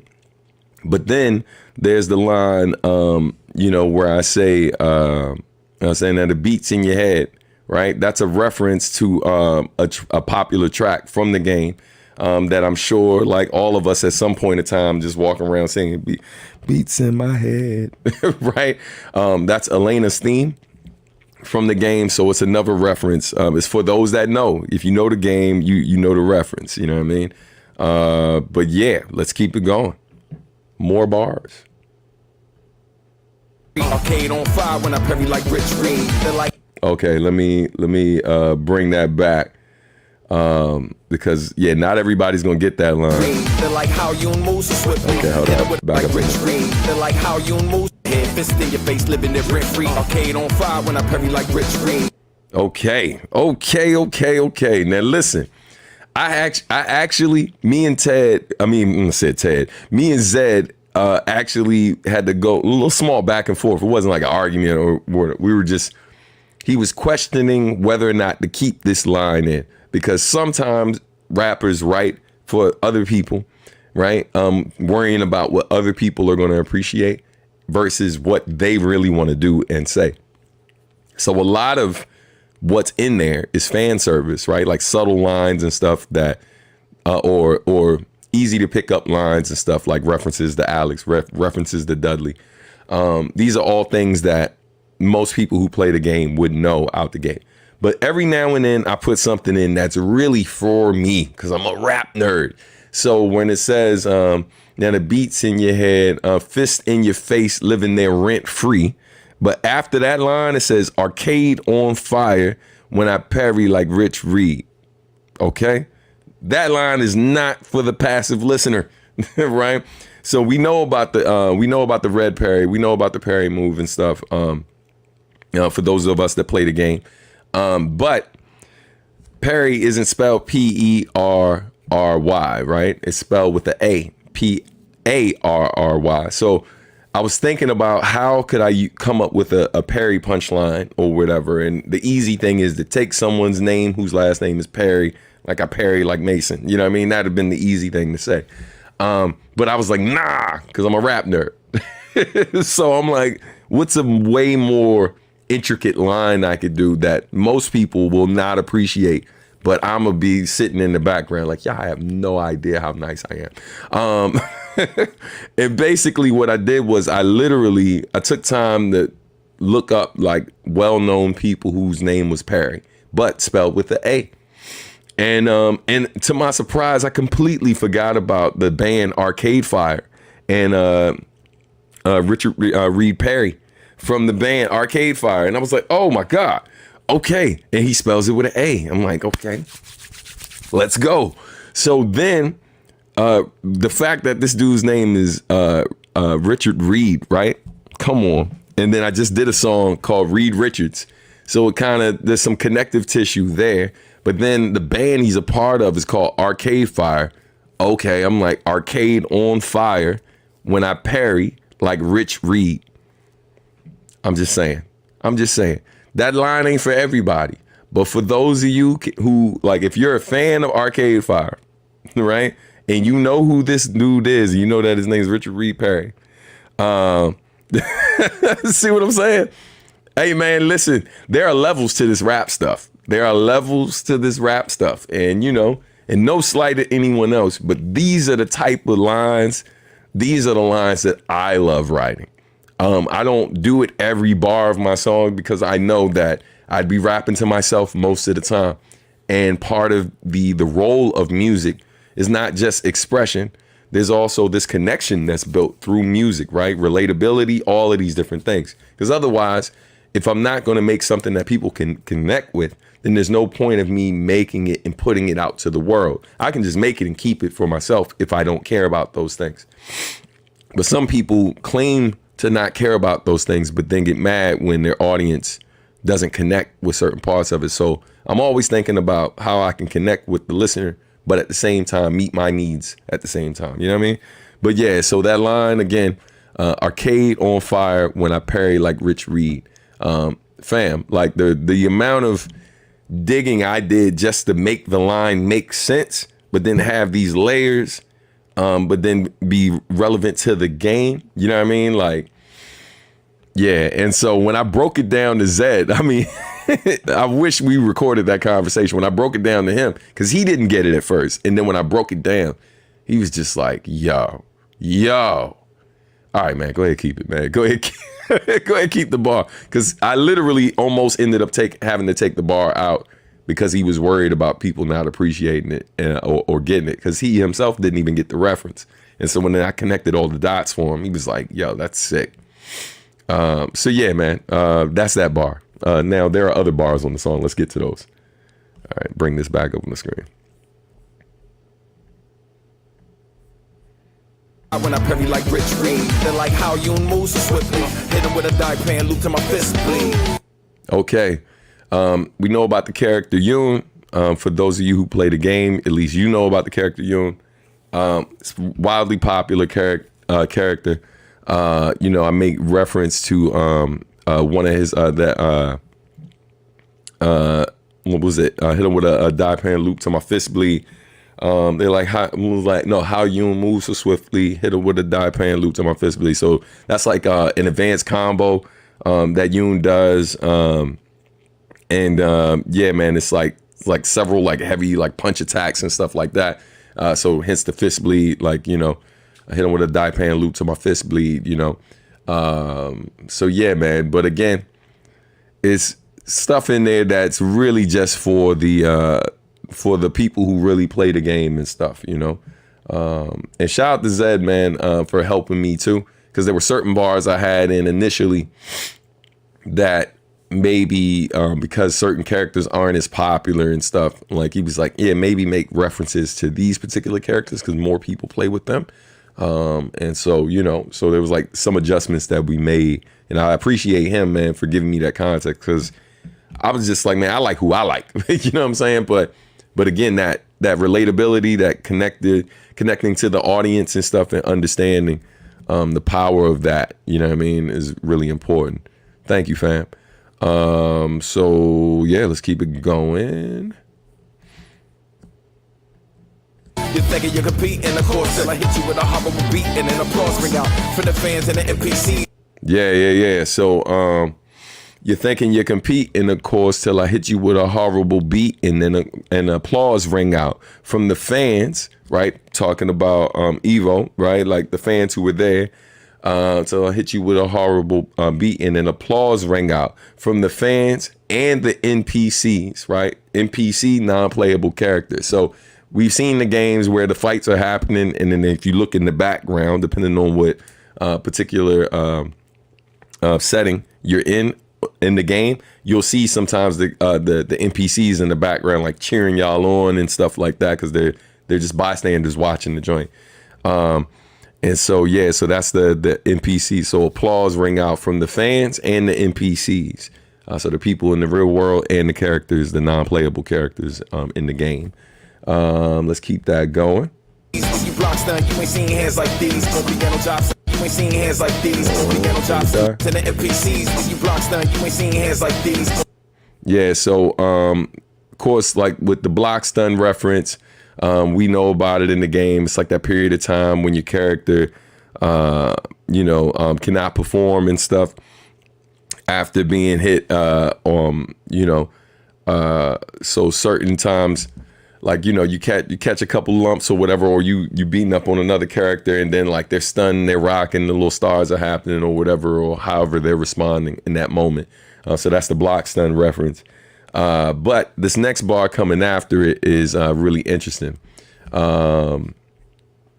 because this is like something that not everybody knows. It's a reference to like what they call it when players do a particular thing. We seen hands like these, piano chops and loops, the NPCs. Unblockable, I stop.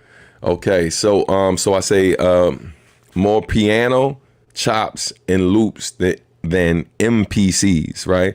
MPC, the beat machine, but piano, that's another reference to terminology that players use when they're playing the game. So like when folks when they're doing the piano, right? Like, so basically you're like pressing multiple different buttons in a row and like rapidly, right? And so like often, like, you're doing it like it's almost like you're drumming like on the controller, depending on what type of controller you're playing with, or you're sliding your fingers across it or whatever. So that's called piano when people do that. And then then another thing that like players do when we're playing the game, something is called loop, which is like basically any sequence of moves or just one move that like basically repeats itself several times in a row, and then usually a combo. And so when I say piano and loop, right, even when I say chop, because some of the characters chop, right? So piano, chops, loops. The piano and loop are references to things, techniques that characters use when they play the game. Chop actually a reference to what the characters themselves do. And then connecting that with NPCs when someone's chopping a piano loop on an NPC. NPC also sounding like NPC in the line before. So, connecting it to my hip hop nerds and then also my Street Fighter Third Strike nerds, right? Street Fighter 3 Third Strike nerds. So, yeah, man, more bars, more lines, more all that good stuff. Let's get to the rest of it. With ease, let it breathe. Hey, man, I don't need a pen. Ease, let it breathe. Seize, unblockable, I stop them with ease, let it breathe. Hey, man, I don't need a pen. To go to work. Even that line where I say unblockable, I stop them with ease. Let it breathe. That unblockable is reference to like certain moves that a player does that's that can't be blocked, right? I can do damage like a keeper jet. Challenge me, you Okay, hold up, bring it back. do damage like a keeper jet. Challenge me, you need prayers and you need a friend to lay down with you like Effie when I win. Yo, make the first move, so what's it gonna be? Sorry, I had something go off in the background You through need you. prayers and you need a friend to lay down, need a pen to go to work and do piano chops and loops, the NPCs. There we go. Unblockable, I stop them with ease, let it breathe. Hey, man, I don't need a pen to go to work and do damage like a keeper jet. Okay, so the keeper gen joint. Another reference. So I've mentioned Yoon already. So it's like the do damage like a keeper gen. That's an advanced combo that Yoon does for those of you who don't know. And then after that, challenge me, you need prayers and you need a friend to lay down with you like Effie when I win. hey, when I wrote that particular line, I knew, I was like, oh, that's the closer. I actually had it in a different place, and then I was like, let me switch that. So that particular line where I say, challenge me, you need prayers and you'll need a friend to lay down with you like Effie when I win. Let's begin. So for those who don't know, Effie is a non-playable character in the game. I told you, man, rappers are nerds. Effie's a non-playable character in the game who's connected to the character Necro, if I'm not mistaken. And whenever Necro loses, you'll see Effie come out sometimes and lay down next to him. You know what I mean? I was like, challenge me, you'll need prayers and you'll need a friend to lay down with you like Effie when I win. Let's begin. So yeah, man. But that's it. You know what I mean? That's the breakdown. That's been this version of or this week's version of Anatomy of a Verse. Third Strike edition for the NYC Jazzy 24. I hope y'all enjoyed the breakdown, man. Hey, thank you. Man, I'm glad you appreciate that, because I knew one of the things I knew when I did this, man, I was excited to be able to have this honor to do this track with Infinite because of who he is, man. Shout out also to Jordan and Alex who killed it on the music. But I knew going in, anytime you do something with someone who's considered a legend in the space, you know that like people are mostly going to be there for one, the game, and two, the person who's originally connected to the game. So I'm coming in as an outsider. Regardless, I have my own legacy. I have my own foundation that I've built over the years too. So I'm not a nobody per se, but I know that there's more nostalgia connected to what's already happening with the game and what the original artist is doing. So all I can do is just basically do what I do best, and that's rap my ass off, and then make sure that I connect it with the culture around the game and also like the game itself. And so yeah, man, when Zed, who plays Third Strike and has played Third Strike far more than me, was impressed by the verse and was loving it and just gave me some, like, he gave me notes, but it wasn't a lot, and I expected way more, just because I was coming into a space where, to be real, like, yo, I'm a visitor, right? Like, I've played the game, but not to the degree that the people who love this game most. And it's crazy because I have an addictive personality, like, yo, this game is one of my favorite games now. It's like, I would open up, turn on the Switch or whatever to play Street Fighter 2, a few times a year. But like now, anytime I turn on the Switch and I want to play, I'm playing Third Strike now. You know what I mean? It's just something about it, man, that I like a lot more. And it's, anytime something feels new, you know how that go. You're a bit more into it. But it's crazy that technically rediscovered this game, but really, really didn't become a major fan of it until these last few months. Really understanding why people love it so much and giving myself hours and hours to really dive into it. And but I don't regret my decision. I feel like if I don't make the decision to leave my video game console at home, if I don't make this decision, I don't meet Nujabes. Most people in college don't know I rap. Like, I feel like the trajectory of my life would have been very different if I took I'm not saying nobody would have known I rap, because I played games a lot back then. But even if you look at when I first started rapping, that was after my Street Fighter addiction. And I definitely, as I started rapping and making beats, I started playing way less. And I think I started playing heavily again once 95 Live came out. I started playing a lot more, because that was like, in the hood, everybody played that joint. So like, we were always talking smack. Somebody was always over your crib or you over theirs, and that or Madden was on all the time in the hood. And it was like a lot of people played the fighting games too, from Mortal Kombat to Street Fighter, but not the way we played the sports games. You know what I mean? But yeah, man, I hope y'all enjoyed that breakdown. I'm pretty sure that's all I got for today. But let me just confirm. Yeah. All right. So on that note, man, I'm going to get ready to get out of here. I hope y'all enjoyed the show. Shout out to those of you who may have donated via Cash App, Venmo, PayPal, etc. No donations came through the super chat today, but that's all good. It's never mandatory. It's always appreciated. But thank y'all so much for watching, man. I hope you enjoyed the show today. Looking forward to next week. Next week, I'm going to be at Otakon. So I'm going to say, as of right now, there'll probably be no show next week. If there is, it's going to be like a real short one, like I did the mobile version from my phone. So I'll keep y'all posted.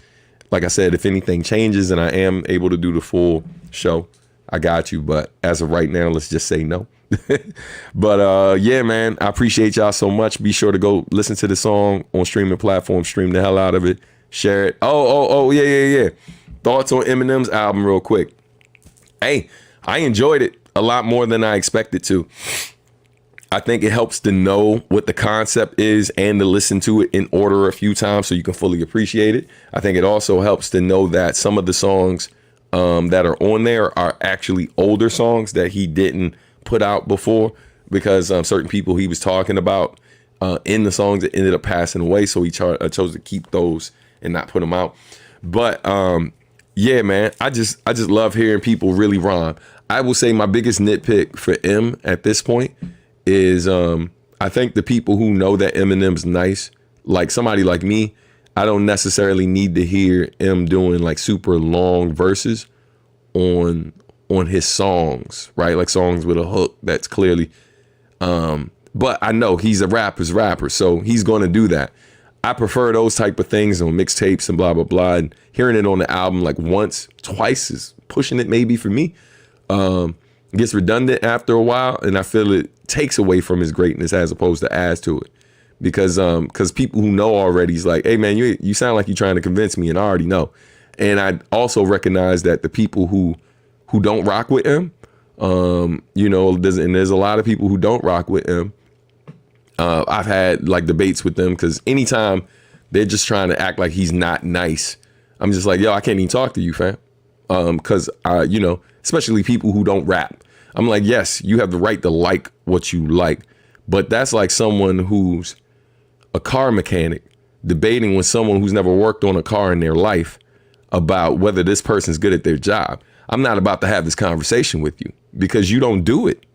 And so you just know what you like and what you enjoy. And what I'm saying is, from a technical aspect, this dude's one of the greatest.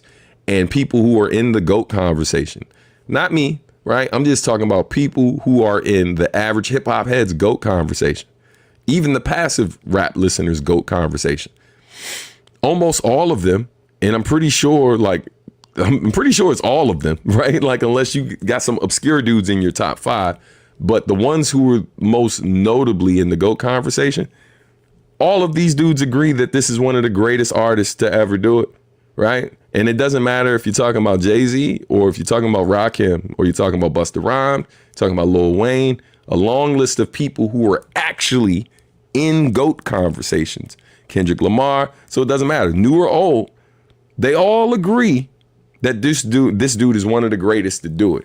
So I don't need to have this conversation with passive folks or people who, quite frankly, aren't that good at, like, because I hear some interviews with people who aren't good at rapping or are mediocre or just, they got some hits and they're solid, but no one brings them up in the great conversation ever. So I don't really care about your opinion on whether the dude's good at rapping. So that being said, I think he's a great rapper. There's certain songs on the new joint I love. I love the joint with him and Jid. Cause I love anytime a big artist who's dope gives light to another artist who isn't as big as them, but is pretty damn nice. And Jid has been nice for a minute. And I love seeing this dude get more and more light because he's one of my favorite artists over the last few years.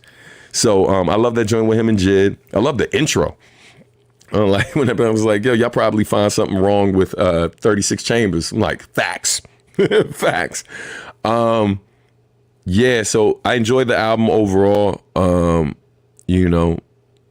Yeah, I think it's solid. If I had to score it, I'm gonna listen to it a couple more times. I don't know if I'd give it a 4 out of 5, maybe a 3.5 out of 5, which may sound low on the surface, but understand there's a lot of albums that were considered classics back in the day in the Source that got a 3.5 out of 5. So, yeah. But yeah, I love the fact that he's like, hey man, cancel me if you can. Go ahead and try. I'm gonna say what I gotta say, because I think anyone who listens to him seriously knows that when he's doing this, he's playing a character. He's not saying things he actually means, and we know these things are offensive. But if you're a person who has some intelligence, you understand that context is important, and understanding that when you walk into a record that's pretty much being led by Slim Shady is a caricature of who he really is. So it's not him saying things that he's literally sitting out like figuring out, how can I make this particular group's life harder on purpose, right? And I love the fact that everyone gets it with him. You know what I mean? Like, everybody gets it. It's like with Chappelle. Chappelle at one point was very focused, it seemed like, on one group, because that particular group of people felt very strongly about what he was saying. Not saying it wasn't justified, not saying any of that, but this particular group, the trans community, felt the way about some of the things that he was saying. And then I felt like he gave it too much attention after a while. So he took something that wasn't necessarily a thing in terms of what he was doing, and he allowed others to kind of drag him into something, and then it became the thing that it really wasn't supposed to be. Because quite frankly, in the same special when he first said some things about it that where people started getting mad, there's other things he said. One particular thing he said about the Asian community, it was actually where like he was trying to explain give context, right? And there was some things he said in that special about the Asian community that, in my opinion, I was surprised that, considering how offended people in the trans community was. I was like, yeah, I feel like some Asian folks should be as offended, if not more so, by some of the other junk. Because I was like, oh man, that was pretty rough. But I think that certain groups of people understood that that was a joke, and his intention wasn't to put their lives in harm's way. But we know it's some stupid people out here who hear stuff like that, and they leverage it and use it as an excuse to do stupid things to people. So I get it. But you know, M is M, man. And so yeah, salute to him. I like the new project. It's not necessarily like one of my top projects of the year, but I do think it's a return to form for M. You know, I will say that, and I enjoyed it a lot more than I expected to. I probably have played that more than I played the Common and Pete Rock joint, and I like that album too. I just feel like the Pete Rock and Common album, similar to the Eminem album, I don't think neither project is broken new ground per se. It's just like further establishing why they are who they are and why we love them. But it's not like new grounds being broken where I'm like, yo, they elevated. I don't feel like that about the Pete Rocks and Common joint. I don't feel like that about M's joint either. I don't think it elevates, but I also don't think it is a step in the opposite direction for them either. I do feel like with Common, it's a little bit of a return to form for him in terms that some of his last few albums haven't had as much replay value for me. And I kind of knew from first listens that I wasn't going to be returning to it much. Not that I hated the tracks on it, but it's just like, even when he would make different choices production wise, which sounds like he's trying to move forward, I didn't always feel like what he was doing with his flow and delivery felt like he was trying to find new ways to push it forward. Because just because you pick a style of beat to rap to, you still get on, like some people still get on there and deliver it in a way which doesn't really sound like you're trying to push the craft forward. It just sounds like you're coasting. And I feel like, you know, most people who are doing this a long time, there are times where we coast. I'm guilty of it. So those are my thoughts on that. All of these dudes are great. All of these dudes I hold in high regard. So I pray no one takes offense to what I'm saying. But I also know the world we live in, so I'll be all right. You know what I'm saying? And I hope, and I'm sure they will be too. So on that note, I'm out of here. Eric, thanks for reminding me of the question. We went 2 hours today. I gotta go because I'm starving over this joint. I'm sure y'all haven't heard my stomach because I've done something to make sure you don't hear the stomach, but it is screaming, son. All right. Exactly my thoughts on it. Word, glad you agree. Someone said any black person that likes Eminem is betraying the culture or something. Laugh out loud. It was some BS on Vlad TV. Yeah, anybody who listen, I can tell you something, and like, listen, you know, unity is important, but no one person speaks for the entire community. And the fact of the matter is, the person who more than likely said that, and I got an idea of who you're talking about, even if they are a part of the community and most people recognize them as a part of the community, the fact of the matter is, it's like you don't speak for all of us. You don't speak for all of us, especially when I hear people speaking on hip hop and they ain't really speaking on hip hop. He's speaking on rap music. He's speaking on rap music. You're not speaking about hip hop, right? So rap music is not hip hop. Rap is a part of hip hop, but it is not hip hop. So just because you don't like it, just because someone thinks M is dope, I'm just saying when it comes to the skill, he is great at it, right? And then I've heard, like, you know, shout out to Dr. Umar. Like, I know he said something like, you know, no one white can be the greatest of anything created by African people. And I get what he's saying, right? I think, and to be clear, what he's saying is he's speaking to culture, right? But the thing is, in culture, there is no who's the greatest of a culture, right? Like there's people who are great contributors to the culture, sure, but it's not a competition. It's culture. Culture is not a competition. Now, when you want to break into the crafts that exist within the culture, which is important to, create this separation and understand that we're not talking about the same thing.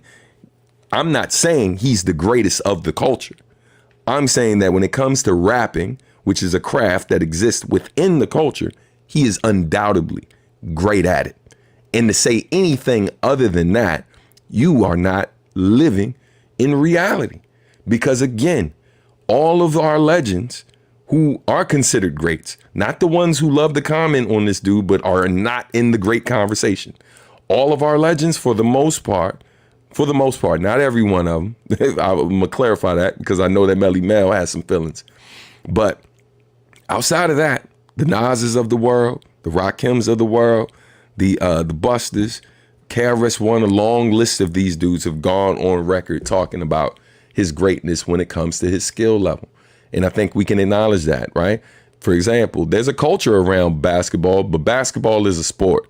It is not a culture in a sense of like, it's not a culture in a way that that hip hop is. It's a sport first that had culture that was developed around it.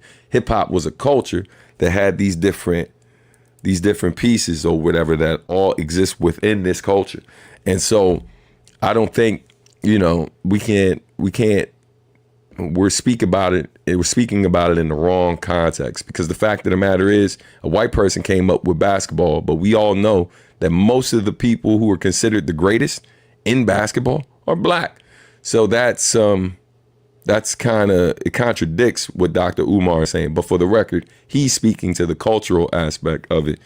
And we're not saying that M is the greatest in the culture, because he's not the greatest B-boy in the world. He's not the greatest graph artist. He's not the greatest DJ, right? He's great at rap. He's great at rap, and that's only a piece of the culture. So you can be one of the greatest as a piece of the culture. That doesn't necessarily mean you're the greatest of the culture. You know what I mean? Because again, the culture is not a competition. I'm going to shut up because I was supposed to get off already, but see what happens? Damn you. You know it's Eric's fault. I'm out of here, man. Y'all have a great weekend. Peace to all of y'all, man. Had a great time chopping it up with y'all. It's all subjective. To an extent, there are lots of things that are subjective, but then there are certain things that, and see with hip hop, like when we're talking rap, absolutely, rap and what we like, sure, that is subjective. But when we talk about what defines what hip hop is, right? Those things aren't debatable to an extent, right? Like it's, what hip hop is, rap's a part of it. We know the graffiti art. We know what the four original elements of it is. So that's something that isn't subjective or up for debate and all of these different things. And so it being a culture, the only people who debate whether or not it's a culture are people who exist outside of it. But people within it who really understand what it is, understand that it's a culture. And so, I agree to an extent with the subjective comment that, we like what we like. And I think those people have the right to their opinion, but there are certain things that they say when they're making their opinion, they're speaking on it as if it's fact. And that remains up for debate. And again, some of the highest recognized artists in that space who create that craft, like, we got to do a better job. Even when you're an elder in this, you got to acknowledge that, the vast majority of your peers have acknowledged that this person is blah, blah, blah. So you can still feel how you feel about whether you like it or not. But we're not talking about whether you like it or not. We're talking about whether this person is great based on the craft. The numbers prove that he's able to sell commercially. When it comes to his actual skill set, all of the guidelines that are in place for making someone a great rapper and how we define what a great rapper is, he checks those boxes. The biggest argument that I hear about him is he doesn't get played in the clubs. He doesn't get played in the streets. And that part is subjective, because what streets and what clubs are we talking about? I've been in clubs that have played him. Now, I ain't saying everybody was dancing to it. You know what I'm saying? But I'm pretty sure if you go to some of these top 40 clubs and they play a particular M track that everyone knows, there's going to be somebody dancing. Now, that ain't the hood. That ain't the streets. That ain't black people. Let's just say it. May not be mostly black people. But that's how a lot of folks are informing their opinion, are forming their opinions on M. Not everybody, but a good amount of folks who were saying the stuff they're saying.